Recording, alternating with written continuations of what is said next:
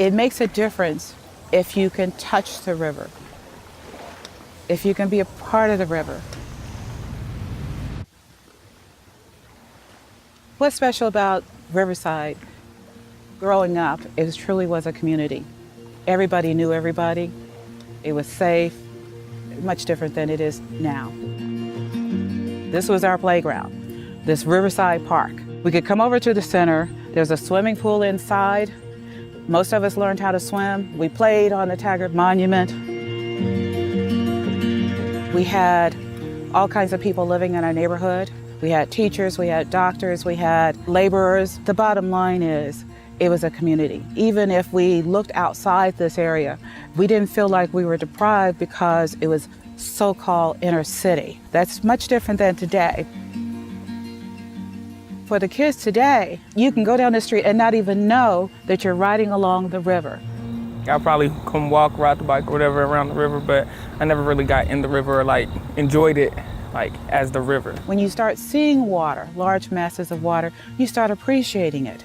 Then you get hooked into water. Groundwork has been in existence in Indianapolis. We're part of a national network since 2015. We employ youth to work on community-based projects, and we work with youth from ages 14 up to 24, 25, 26 sometimes. It's important that our youth connect to the waterways because it belongs to them as much as anyone else in the city, and they need to understand what its potential is. They need to understand that they can have a relationship to this feature in our city that's really positive and not just some throwaway, forgotten space that is usually how folks relate to our waterways. What we have now are waterways that are compromised with pollution, with development that's not really friendly to the public and communities connecting to those waterways. And so we're trying to work ourselves back into a place nationwide where communities are connected to this amazing amenity that flows through so many spaces. We started trying to connect our youth to the waterways through working with Friends of White River and having our youth go on the floats that they had. You want smooth, you want cooperation. That's what makes things work well in the workplace. All of those things together. Everybody got that? Is she doing her job or what? Give her a hand. We had this opportunity where Friends of White River was running more floats and needing some additional hands to assist. And it just seemed like a good transition to actually have our youth move from being just riders in the rafts to being helmspeople and actually helping to set up the floats and being a part of the team that was helping to get other people connected to the waterway.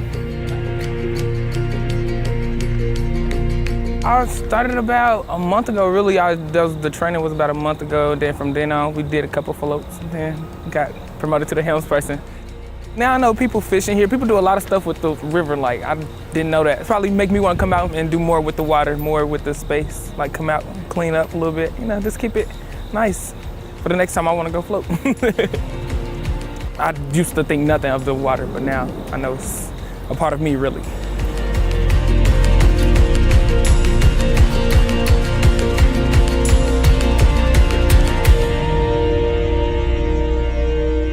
We try to interact with youth as whole people, understanding that they have potential, that they have dreams, and that it's our job to support them in their development. In the same way that these youth have amazing potential, so does our city, and we haven't met the potential of either yet.